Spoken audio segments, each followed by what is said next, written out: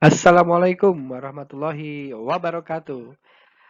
Baik, pada kali ini kita akan membahas tentang materi pengayaan pendidikan IPS yang akan disampaikan, dibuat oleh AA Syamsul Muhajijin kelas 1 nomor 01.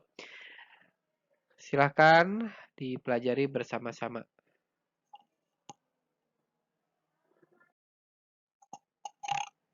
Di sini materi yang akan dibahas meliputi yang pertama tentang sejarah perkembangan IPS, kemudian ada hubungan ilmu-ilmu sosial dengan IPS, dan realitas sosial dan masalah sosial sebagai fokus dari IPS. Baik, kita akan mulai dari yang pertama tentang sejarah perkembangan IPS.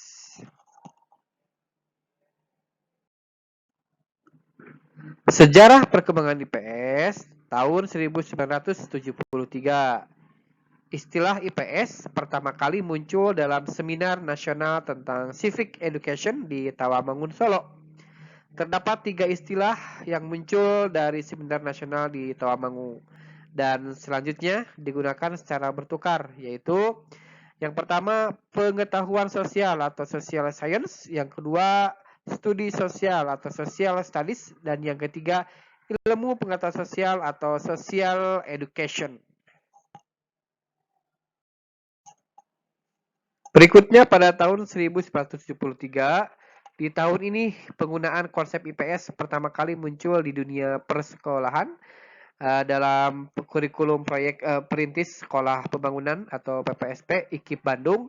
Dalam kurikulum PPSP ini, IPS menggunakan beberapa istilah, yakni yang pertama studi sosial, yang kedua pendidikan kewarganegaraan, yang ketiga sipik dan hukum.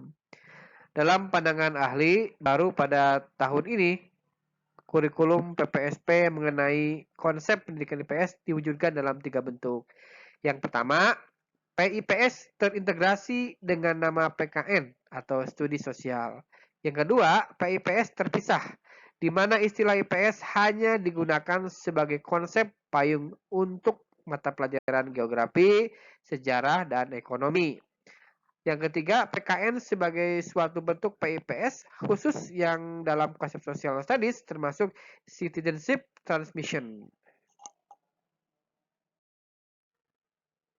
Di tahun 1975, selanjutnya pada kurikulum ini IPS menampilkan 4 profil, yaitu PMP menggantikan PKN sebagai suatu bentuk PIPS khusus yang mewadahi citizenship transmission. Kemudian ada PIPS terpadu untuk SD, ada pendidikan IPS terkonfederasi untuk menempatkan IPS sebagai konsep payung pelajaran geografi, sejarah, dan ekonomi koperasi.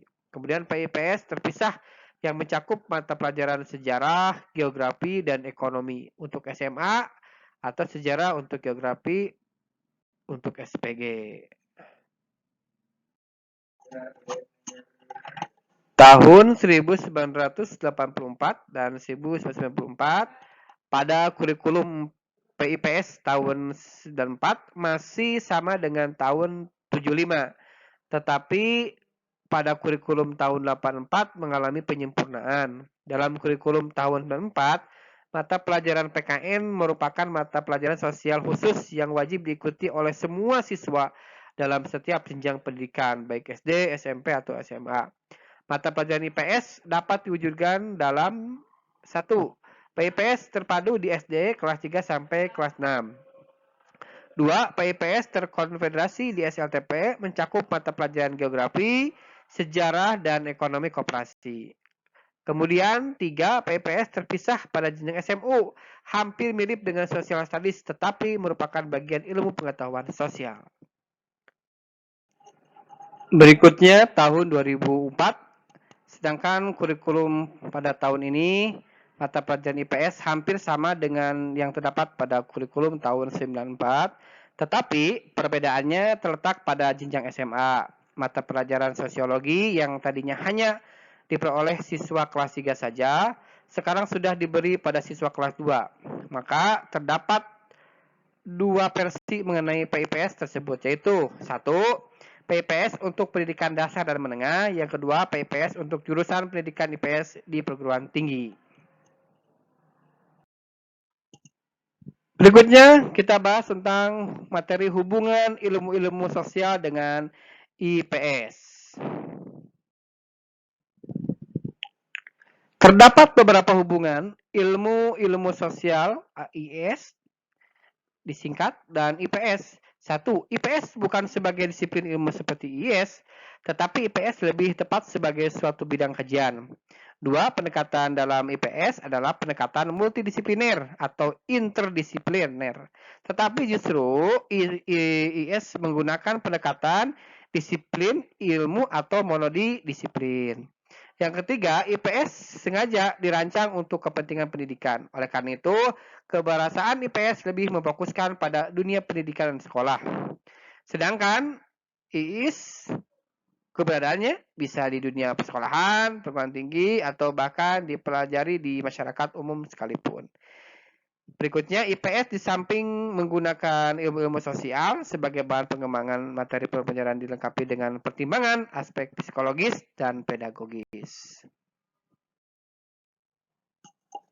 Perbedaan mendasar antara ilmu-ilmu sosial dengan ilmu pengetahuan sosial terletak pada tujuan masing-masing, di mana ilmu sosial lebih bertujuan memajukan dan mengembangkan konsep dan generalisasi melalui penelitian ilmiah dengan melakukan hipotesis untuk menghasilkan teori atau kronologi teknologi baru. Sedangkan tujuan ilmu pengetahuan sosial lebih bersifat pendidikan, bukan penemuan teori ilmu sosial. Berikutnya kita bahas tentang realitas sosial dan masalah sosial sebagai fokus dari IPS. Ilmu pengetahuan sosial adalah bidang pengetahuan yang digali dari kehidupan praktis sehari-hari masyarakat.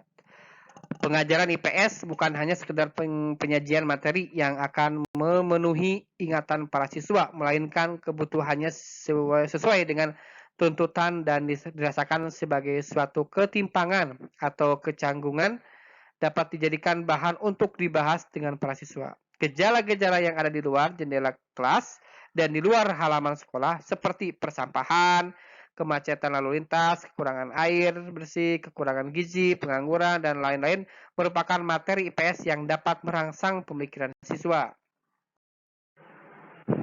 Pelajaran IPS pada hakikatnya adalah menelaah interaksi antara individu dan masyarakat dengan lingkungan, fisik, dan sosial budaya. Materi IPS digali dari segala aspek kehidupan praktis sehari-hari di masyarakat. Oleh karena itu, pengajaran IPS yang melupakan masyarakat sebagai sumber dan objeknya merupakan suatu bidang ilmu yang tidak berpijak pada kenyataan. Itu menurut Pak Mulyono Cokrodinkaryo.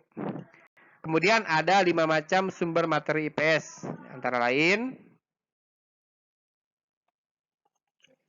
satu, segala sesuatu atau apa saja yang ada dan terjadi di sekitar anak sejak dari keluarga, sekolah, desa, kecamatan, sampai lingkungan yang luas, negara, dan dunia dengan berbagai permasalahannya. Dua, kegiatan manusia misalnya mata pencarian, pendidikan, keagamaan, produksi, komunikasi, dan transportasi. Berikutnya lingkungan, geografis, dan budaya meliputi segala aspek geografi dan antropologi yang terdapat sejak dari lingkungan anak yang terdekat sampai yang terjauh. Kemudian kehidupan masa lampau, perkembangan kehidupan manusia, sejarah yang dimulai dari sejarah lingkungan terdekat sampai yang terjauh, tentang tokoh-tokoh dan kejadian-kejadian yang besar. Kemudian anak sebagai sumber materi meliputi berbagai segi dari makanan, pakaian, permainan, dan keluarga. Demikian materinya. Terima kasih. Assalamualaikum warahmatullahi wabarakatuh.